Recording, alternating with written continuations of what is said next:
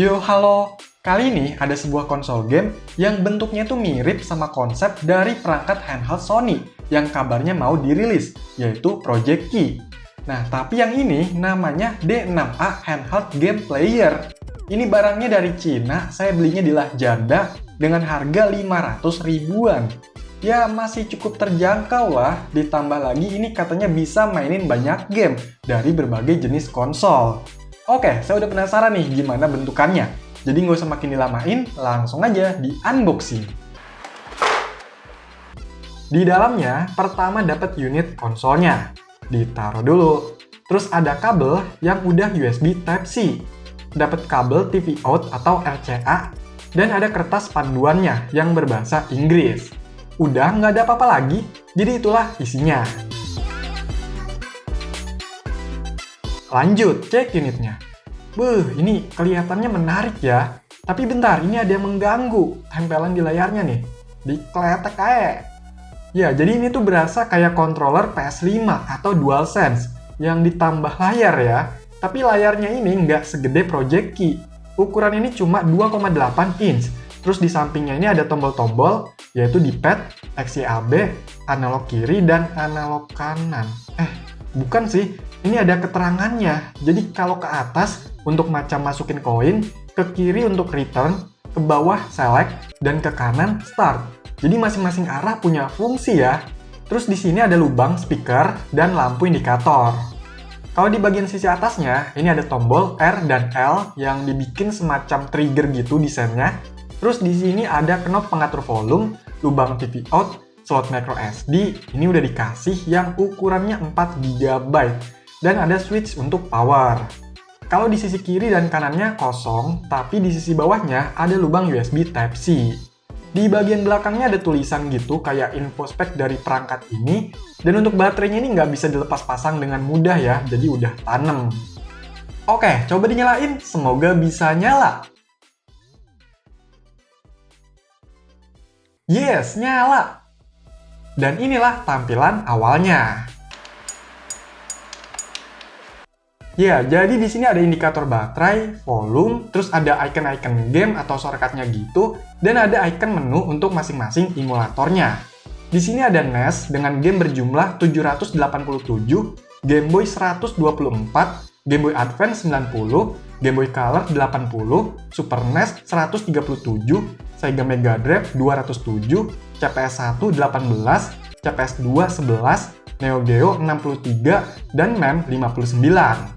Jadi untuk daftar game bawaannya ini ada sekitar 1.500-an ya, termasuk cukup banyak lah. Saya cek juga itu nggak banyak yang berulang, dan masuk akal juga karena microSD yang dikasih tadi sekitar 4 GB.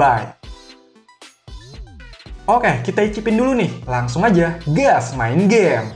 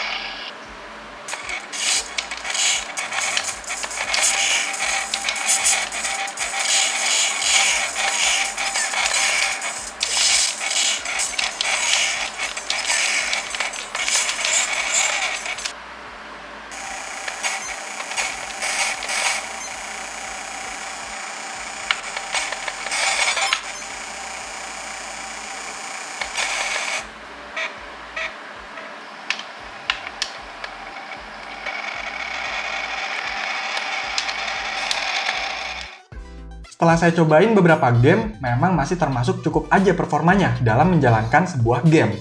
Yang paling lancar itu game NES, Dan yang agak berat saya rasa Game Boy Advance dan Super NES. Tapi ya rata-rata masih bisa dimainin.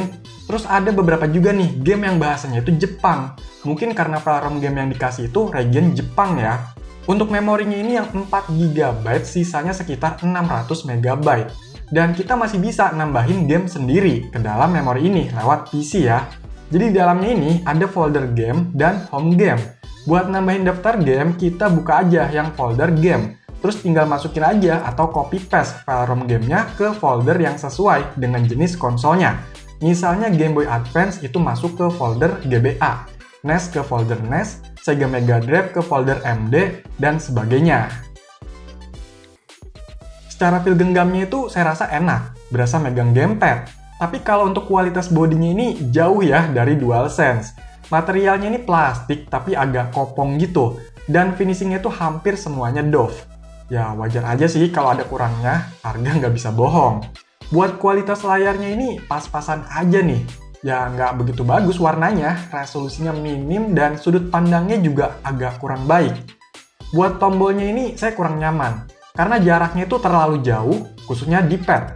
Dan ini nekennya kayak terlalu dalam ya, tapi emang secara feel-nya ini nggak keras dan analognya juga cukup baik.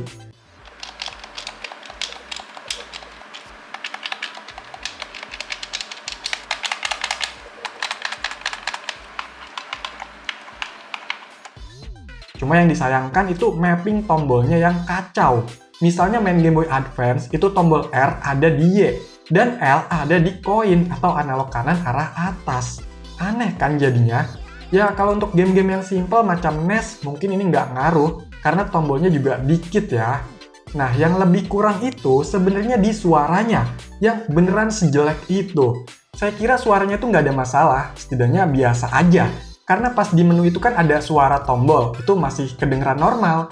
Tapi pas buat main game, suaranya jadi kecil dan parahnya kayak putus-putus dan kresek gitu. Jadi nggak jelas suara gamenya. Buat baterainya yang cuma 800 mAh, ini untuk waktu mainnya bisa dapat sekitar 2 jam. Terus secara fiturnya, ini pas-pasan aja. Save dan load state gamenya ada, cuma dikasih 1 slot. Buat munculin menunya itu, kita pakai analog kanan geser ke kiri atau fungsi return. Terus di sini ada menu settingannya gitu, pilihan bahasanya cuma Inggris dan Cina. Terus bisa atur durasi layarnya mati dan otomatis mati konsolnya. Oh iya, kita juga bisa ya nampilin layarnya ini ke TV, biar makin besar tampilannya. Kalau dihubungin ke TV, untuk suaranya itu ternyata jadi normal loh, nggak putus-putus atau kresek nih.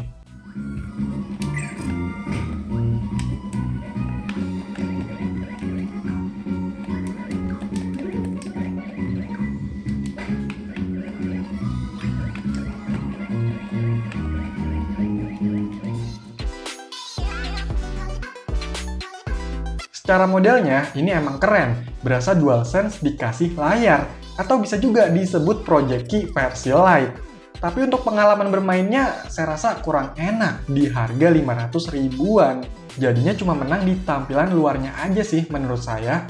Kalau buat main, kurang begitu bagus nih, sayang banget. Oke, jadi itulah konsol game yang mirip Sony Project Key, yaitu D6A. Silahkan dikomentarin, like, share, dan subscribe channel ini. Terima kasih.